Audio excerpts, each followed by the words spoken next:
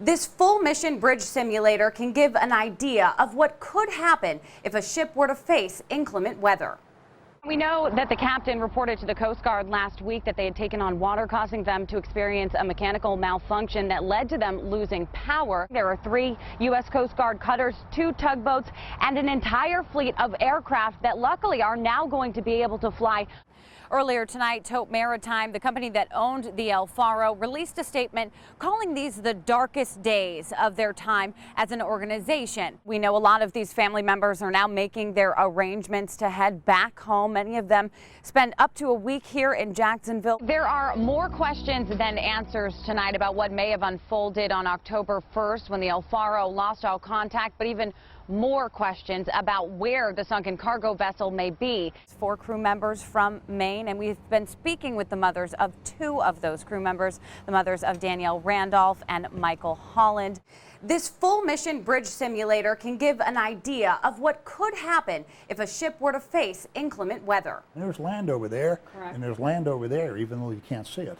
I've got the controls at the bridge of our cargo vessel, caught in a virtual storm at sea. Probably what you want to start to do at this point in time is start to talk to your crew about preparing to abandon ship. As I try to heave to, a tactic I need power to perform, we're hit by a wave and capsize. It's that quick when a wave hits you like that. It's that quick.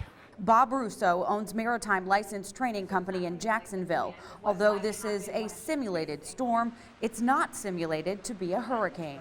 Nobody's trying to sail through a hurricane. You're trying to come up with a plan to avoid it. Yep. To find out what happened to our boat, we need to find the voyage data recorder. The VDR activates when wet and sends out pings via a sonar. It's going to have the radar on it to start with. Okay. All right. It's going to have charting information, including position and other data. Telling us where the boat is, yeah, where we were at a series of points in time. A basic VDR can ping for up to 30 days. That is, if it's fully charged. If we lost power at some point, is that going to affect Everything. the lifespan of this? Sure. I mean, the way the systems work, basically, we have so much life in a system. But it will have stored It will have stored information it had before, yes.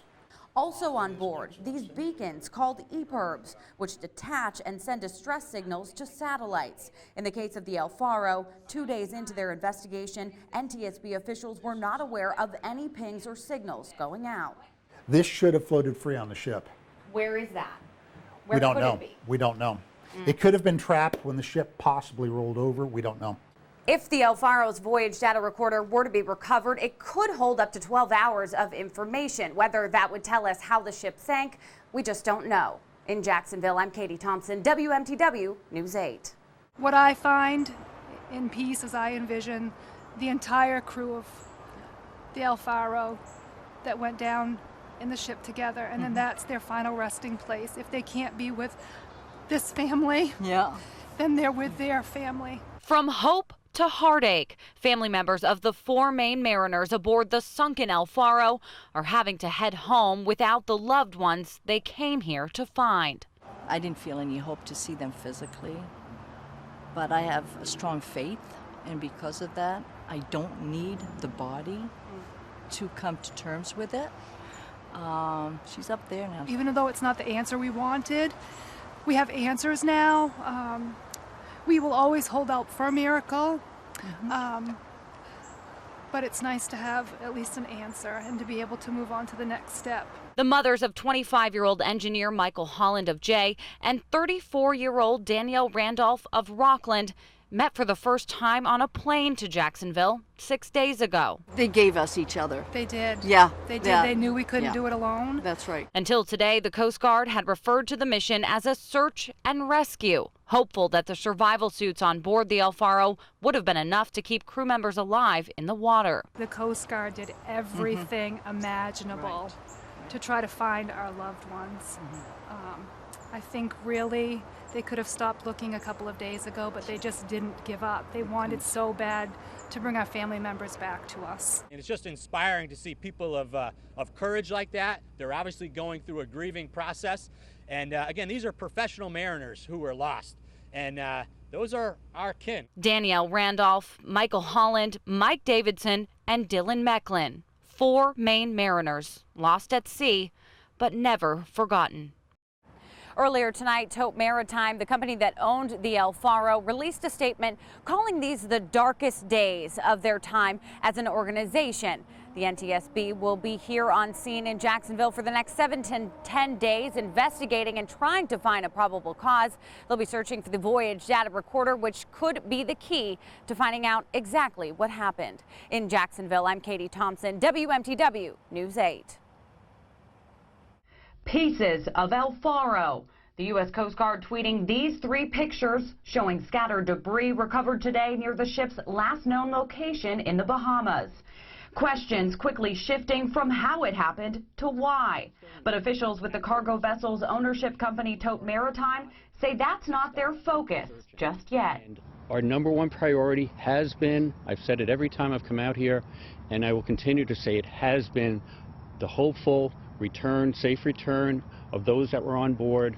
But hope is quickly fading. 6 New England natives remain among the missing crew members. 4 of them graduates of Maine Maritime and 2 Massachusetts Maritime. Family members still waiting in Jacksonville, doing everything they can to stay strong. Spending a lot of time together, talking with other families, talking about our children, waiting for updates, making sure that we don't lose hope.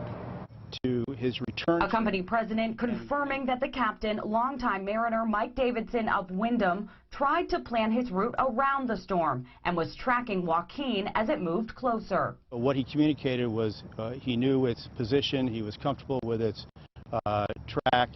He indicated that his plan and that the crew was prepared or had been briefed. Officials also saying they received an email from the captain on September 30th, already planning and anticipating the trip back home.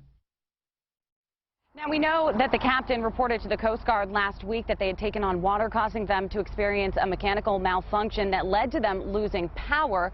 NTSB investigators will be looking at that and other mechanical records as the search for missing crew members continues. Right now, we're live in Jacksonville, Florida. I'm Katie Thompson, WMTW News 8.